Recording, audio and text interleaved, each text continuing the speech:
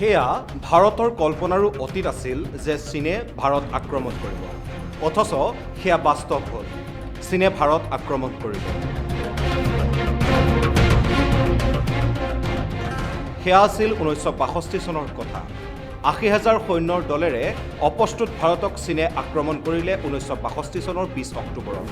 মাত্ৰ 10,000ৰ পৰা 20,000 সৈন্যৰে 80,000 চীনা সৈন্যৰ বিৰুদ্ধে ভাৰতীয় সেনাই যুঁজ দিলে তেতিয়াৰ নেফা অৰ্থাৎ এতিয়াৰ অৰুণাচল প্ৰদেশ আৰু আকছাই চীনৰ। এমাহ ধৰি চলা এইখন যুদ্ধই আছিল চীন ভাৰত যুদ্ধৰ আৰম্ভণি আৰু তেতিয়াৰে পৰা আজি পৰ্যন্ত অমীমাংসিত সীমাৰ বাবে অব্যাহত আছে চীন ভাৰতৰ সংঘাত।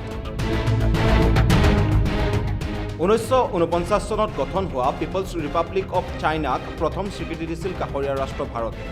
ইয়াৰ পিছতে আৰম্ভ হৈছিল চীন ভাৰতৰ সহযোগিতামূলক কাৰ্যকলাপ। 1954 চনত ভাৰত আৰু চীন চুক্তিবদ্ধ হৈছিল 5 প্ৰিন্সিপলছ অৱ পিচফুল কো-এক্সিষ্টেন্সত, যাৰ যোগেদি টিবেটৰ ওপৰত চীনৰ আধিপত্য মানি লৈছিল ভাৰতে। তেতিয়াৰ প্ৰধানমন্ত্ৰী জৱাহৰলাল নেহৰুৱে গাইছিল হিন্দী চীনী ভাই ভাই। সেই একেটা বছৰতে চীনৰ আনুষ্ঠানিক মেপত ভাৰতৰ 1,20,000 বৰ্গ কিলোমিটাৰ ভূমি অন্তৰ্ভুক্ত হোৱাৰ ফলত দুই দেশৰ মাজত গা কৰি উঠিছিল সামান্য সংঘাতে। কিন্তু 1959 চনত ভাৰতে দালাই লামাক আশ্ৰয় প্ৰদান কৰাক লৈ এই সংঘাত বৃদ্ধি পালে বহু ওপৰলৈ। চীনে দাবী কৰিলে যে টিবেট পিপলছ ৰিপাব্লিকৰ বিৰুদ্ধে উত্থান ঘটা বিদ্ৰোহৰ মূলতে হ'ল ভাৰত আৰু ইয়াৰ পিছতে 1965 চনৰ 20 অক্টোবৰত চীনৰ পিপলছ লিবাৰেশ্যন আৰ্মীয়ে ভাৰত আক্ৰমণ কৰে আৰু 21 নৱেম্বৰ পৰ্যন্ত এই যুদ্ধ বৰ্তি থাকে। ইয়াৰ পৰৱৰ্তী সময়তো চীন ভাৰতৰ সংঘাত সময়ে সময়ে মূৰ দাঙি উঠে আৰু আক্ৰমণ প্ৰত্যাক্ৰমণ অব্যাহত থাকে। 1975 চনত চীনা সৈন্যই অৰুণাচলৰ চিনটুলং লয় অঞ্চলত 4জন ভাৰতীয় সেনাক গুলীয়াই হত্যা কৰে। 1975 চনৰ পিছতো ভাৰত চীনৰ সংঘাত অব্যাহত থাকে যদিও 2020 চনৰ আৰম্ভণিলৈকে সীমান্তত মৃত্যু হোৱা নাছিল কোনো এজন সৈন্যৰ। কিন্তু পুনৰ মূৰ দাঙি উঠা চীন ভাৰতৰ সংঘাতত শেহতীয়াকৈ চীনা সৈন্যৰ হাতত 20জন ভাৰতীয় সেনাই মৃত্যুবৰণ কৰে। ভাৰত চীনৰ এই দীৰ্ঘদিনীয়া সংঘাত যদিও অমীমাংসিত সীমা বিবাদ, তথাপিও শেহতীয়া চীনা আক্ৰমণৰ আঁৰত আছে অন্য কিছুমান গুৰুত্বপূৰ্ণ কাৰণ। কৰোনা ভাইৰাছে সমগ্ৰ বিশ্বকে বিধ্বস্ত কৰি তোলাৰ সময়ত এই শেহতীয়া কাৰণসমূহ নাথাকিলে হয়তো ভাৰত আক্ৰমণৰ প্ৰস্তুতি নচলালেহেঁতেন চীনা সৈন্যই। কিন্তু কি এই শেহতীয়া কাৰণ? প্ৰথমটো কাৰণ হ'ল কৌশলগত। চীন ভাৰত কাষৰীয়া ৰাষ্ট্ৰ। সীমান্তত দুই দেশৰ সৈন্যৰ অৱস্থিতিয়ে প্ৰমাণ কৰিব সামৰিক ক্ষেত্ৰত কোন দেশ আগত আছে। সীমান্তত দুয়ো দেশৰ কিছুমান এনে কৌশলগত স্থিতিয়ে পৰস্পৰৰ প্ৰতি সংঘাত বৃদ্ধি কৰিছে। এই কৌশলগত দিশসমূহৰ এটা উদাহৰণ হৈছে সীমান্তত নিৰ্মাণ হৈ উঠা আন্তঃগাঁথনিসমূহ।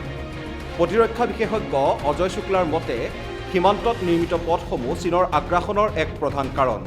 বিবিচিত দিয়া এক সাক্ষাৎকাৰত তেখেতে কয় যে গালৱান উপত্যকা সাধাৰণতে শান্তিৰ উপত্যকা আছিল, কিন্তু ভাৰতে চিয়ক নদীৰ পাৰত দৌলতবাগ অল্টিলৈকে পথ নিৰ্মাণ কৰাৰ পিছতে এই উপত্যকা অশান্ত হৈ পৰে। ঠিক তেনেকৈ চীনা সৈন্যৰো কিছু আন্তঃগাঁথনিয়ে ভাৰতীয় সেনাৰ বাবে সীমান্ত অধিক স্পৰ্শকাতৰ কৰি তুলিছে। সীমান্তত সৈন্যৰ অত্যাধিক অৱস্থিতিয়ে পৰস্পৰৰ প্ৰতি সন্দেহৰ সৃষ্টি কৰে আৰু ইয়ে শেহতীয়া সংঘাতত এটা মুখ্য ভূমিকা গ্ৰহণ কৰিছে বুলিও বিভিন্ন মহলত চৰ্চা চলিছে। ইয়াৰ পিছতে ভাৰত চীনৰ শেহতীয়া সংঘাতৰ বাবে কিছুমান অৰ্থনৈতিক উপাদানেও ক্ৰিয়া কৰিছে। কৰোনা ভাইৰাছৰ পৰিপ্ৰেক্ষিতত বিশ্বৰ প্ৰায় প্ৰতিখন দেশৰে অৰ্থনীতি দুৰ্বল হৈ পৰিছে। সেইবাবেই দুৰ্বল অৰ্থনীতি সবল কৰিবলৈ প্ৰতিখন দেশেই কিছুমান অৰ্থনৈতিক সংস্কাৰো হাতত লৈছে। এই ক্ষেত্ৰত ভাৰতে পূৰ্বৰ FDI অৰ্থাৎ প্ৰত্যক্ষ বিদেশী বিনিয়োগৰ ক্ষেত্ৰত আগতকৈ কিছু কঠোৰতা অৱলম্বন কৰিছে। নতুন নীতি অনুসৰি যিকোনো ভাৰতীয় প্ৰতিষ্ঠানত বিনিয়োগৰ বাবে বহিৰাষ্ট্ৰই এতিয়াৰে পৰা ভাৰত চৰকাৰৰ পূৰ্ব অনুমতি গ্ৰহণ কৰিব লাগিব। এনে কিছুমান ভাৰত চৰকাৰৰ সিদ্ধান্তই ভাৰতত চীনা বিনিয়োগৰ ক্ষেত্ৰত দুৰ্ভাৱনা কঢ়িয়াই আনিছে। হয়তো ভাৰত চৰকাৰৰ এই নতুন অৰ্থনৈতিক ব্যৱস্থা প্ৰত্যাহাৰৰ বাবেই চীনা চৰকাৰে সেনাৰ আগ্ৰাসনৰ যোগেদি ভাৰতক হেঁচা প্ৰয়োগ কৰিব বিচাৰিছে। দ্বিতীয়টো তাৎক্ষণিক কাৰণো কৰোনা ভাইৰাছৰ লগত জড়িত। কৰোনা ভাইৰাছৰ উৎপত্তিস্থল চীন বুলি ইতিমধ্যে প্ৰমাণ হৈছে। ই প্ৰাকৃতিক হ'লেও আমেৰিকাই কৰোনা ভাইৰাছৰ এই মহামাৰীৰ বাবে চীনক জগৰীয়া কৰিছে আৰু ভাইৰাছবিধক চীনা ভাইৰাছ বুলি অভিহিত কৰিছে। চীন চৰকাৰে কৰোনা ভাইৰাছৰ ভয়াৱহতাৰ কথা আগতীয়াকৈ সকলোকে জনাই দিয়া হৈছে বুলি দাবী কৰাৰ বিপৰীতে আনটো শক্তিয়ে কৰোনা ভাইৰাছৰ সংক্ৰমণ উপযুক্ত সময়ত চীনা চৰকাৰে ৰোধ নকৰা বুলিও অভিযোগ উঠিছে। এনে এক পৰিস্থিতিৰ মাজত উৎপত্তিস্থল হিচাপে কৰোনা ভাইৰাছৰ ক্ষেত্ৰত সকলোৰে দৃষ্টি চীনৰ দিশে নিক্ষেপ হৈছে। কৰোনা ভাইৰাছক লৈ পুনৰ সক্ৰিয় হৈ উঠা চীন আমেৰিকাৰ শীতল যুদ্ধত ভাৰতৰ হাত আমেৰিকাৰ পক্ষত থকাৰ উমান পাইছে চীন চৰকাৰে। সেইবাবেই হয়তো ভাৰতৰ দিশে আগ্ৰাসী হৈছে চীনা সৈন্য।